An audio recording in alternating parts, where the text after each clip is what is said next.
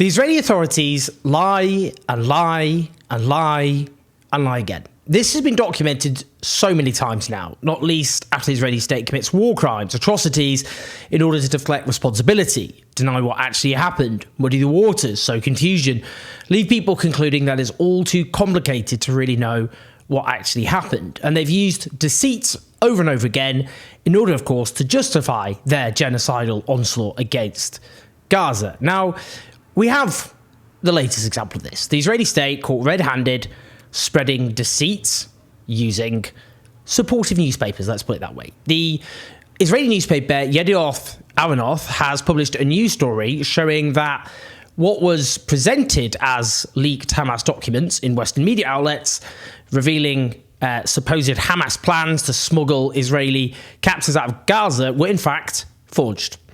As Middle East Eye report, these documents were leaked in order to influence public opinion and present a view that Hamas and its leader Yahya Sinwar were not interested in a ceasefire deal. And they were going to pin the failure on reaching such an agreement on Benjamin Netanyahu, of course, Israel's prime minister. Now, notably, two Western newspapers published these documents. One was Germany's Bild, the other was the Jewish Chronicle in the UK. Now, the 287,000 plus strong Jewish community in the UK, like all minorities, need publications to cater for them.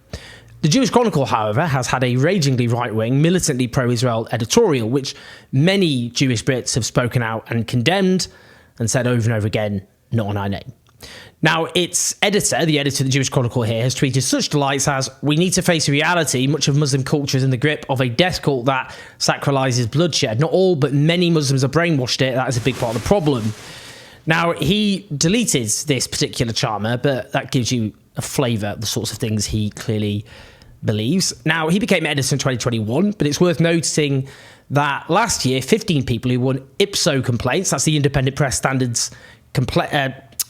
Standards Organisation, or libel settlements against the Jewish Chronicle since 2018 overall, wrote to the regulator asking for action. Now, as the Middle East Eye reports, the Jewish Chronicle said that documents seized by the Israeli army in Gaza at the end of August showed a plan to smuggle captives from Gaza to Egypt across the Philadelphia corridor buffer zone and then to Iran. Now, this is the zone which Netanyahu wants under permanent Israeli occupation.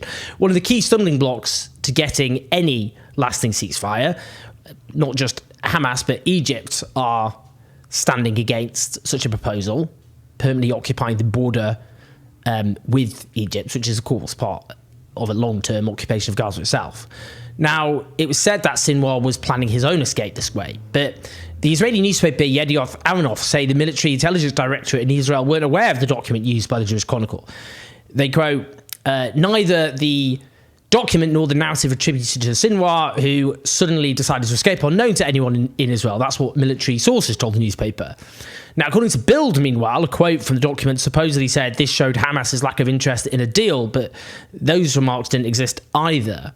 As Middle East Eye also report, this comes after Netanyahu publicly stated he would not allow Israel to withdraw from the Philadelphia corridor, that's what borders Egypt, because it would allow Hamas to sneak captives out of Gaza. So very convenient, isn't it? Extremely convenient for these documents to be leaked at the very time Netanyahu's making the same claims. Now, crucially, Yedioth Ahronoth report the forged documents caused great concern and anger in the security establishment in Israel, and it's assumed it will heighten the tensions between them and Prime Minister Benjamin Netanyahu and his men. Well, you just need to apply cui bono, who benefits to this. Netanyahu was trying to prevent a ceasefire deal, and he's also trying to blame Hamas for that, to allow him to continue his genocidal campaign. It is frankly a risible failure in journalistic standards to publish false documents like this, especially ones which, as we can see, serve the war aims of a foreign state. Now, the Israeli analyst, brilliant analyst, Ori Goldberg, who I've interviewed on this channel twice, I think now, has an interesting thread as ever. He talks about unnamed Israeli sources seem to have manipulated and outright forged Hamas documents that revealed Hamas policy to be exactly what PM Netanyahu said it is, intentional obstructionism and releasing footage of hostages meant to, in quotes, weaken Israeli resolve. On the ceasefire itself, the brilliant journalist Jeremy Scarhill wrote a piece for Dropsite News at the beginning of this month entitled "How the US Enabled Netanyahu to Sabotage a Gaza Ceasefire."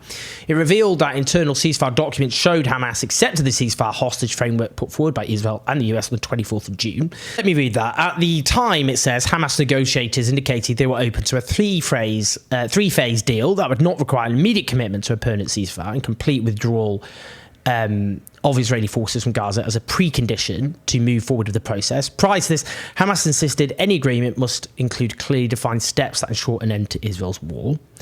Dropsite News has reviewed internal documents from the negotiations showing that on July the 2nd, Hamas formally informed international mediators that it had accepted the framework, which Hamas says it was told had been amended by the US and approved by Israel on June 24th. This amendment removed language Hamas had previously insisted on that called for negotiations no later than 14 days into the first phase of a deal on the necessary arrangements for the return of a sustainable, calm, peaceful, permanent ceasefire in brackets, according to this draft that Dropsite News saw.